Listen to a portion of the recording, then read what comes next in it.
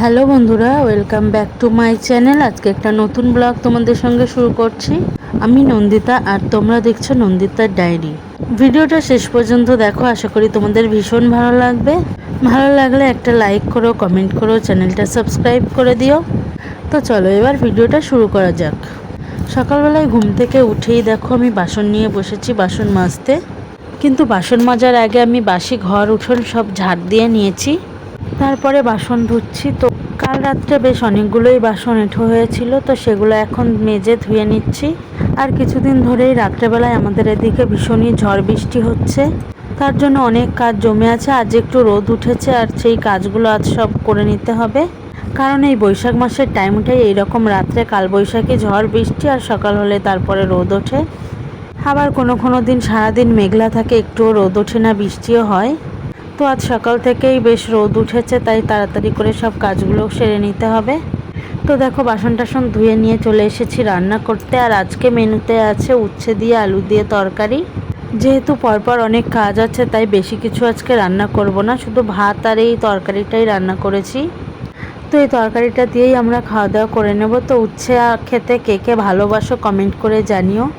আমার কিন্তু উচ্ছে খেতে একদমই ভালো লাগে না, মানে উচ্ছে নয়, কোনো তিতো খেতেই আমার একটুও ভালো লাগে না।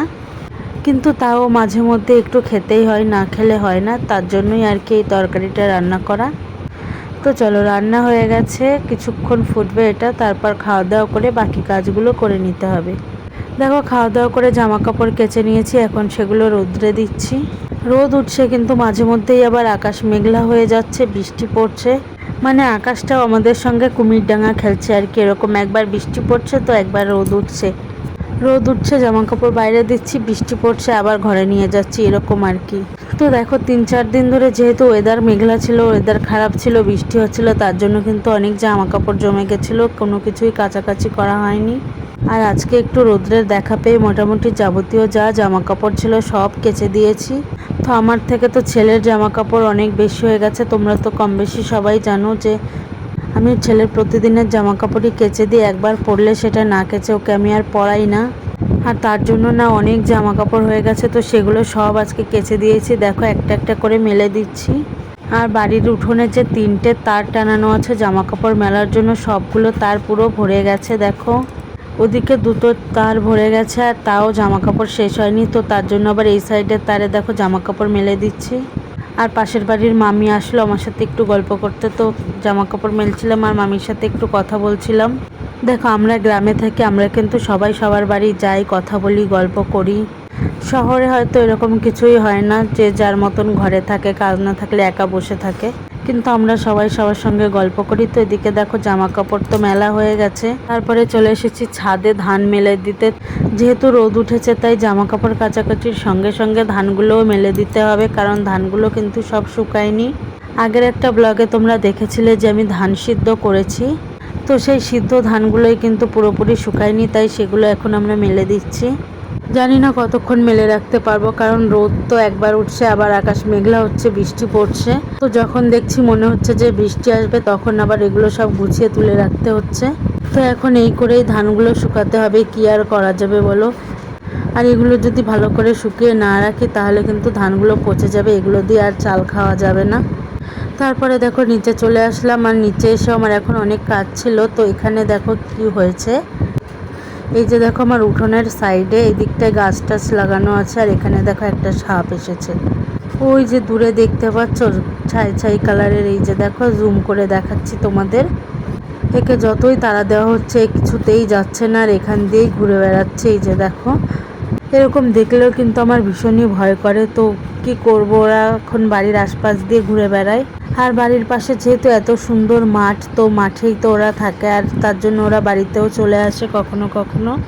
তারপরে ওকে খুব জোরে একটা তাড়া দিয়ে তারপর ওকে আর কি এখান থেকে তাড়িয়ে দেওয়া হলো, না হলে তো এখান দিয়েই ঘুরে বেড়াচ্ছে। আর এটা হচ্ছে দাঁড়ার সাপ, তোমরা দেখে হয়তো অনেকেই চিনতে পারছো।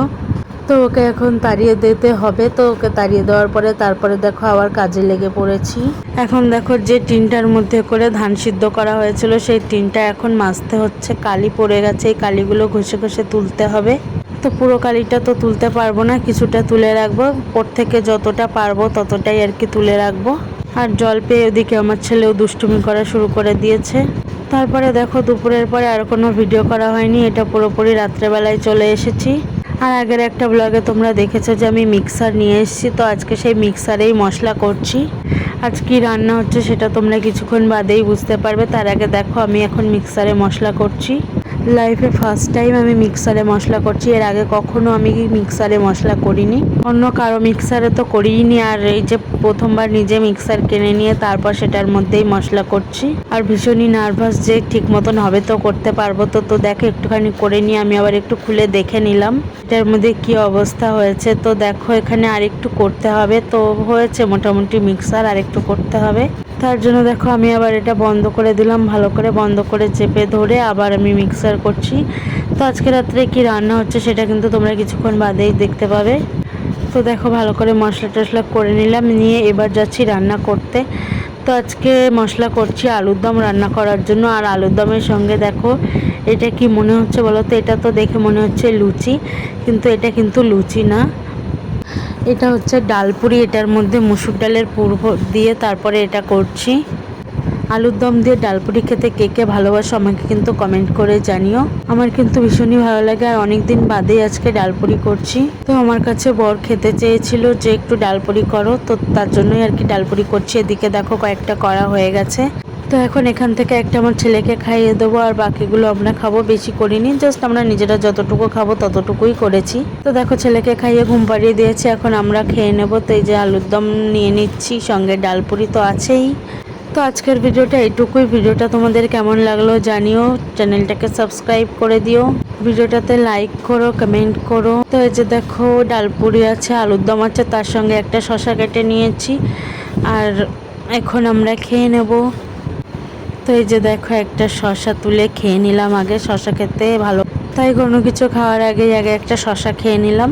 তোমরা যদি কেউ আমার এই ডালপুরির রেসিপিটা জানতে চাও তাহলে কিন্তু অবশ্যই কমেন্ট করো, তাহলে আমি একটা ভিডিও করে আবার আপলোড করে দেব তোমাদের জন্য। যদি কেউ জানতে চাও তাহলে কমেন্ট করো। আর তোমরা কিভাবে ডালপুরি বানাও সেটাও কিন্তু আমাকে কমেন্টে জানাতে পারো।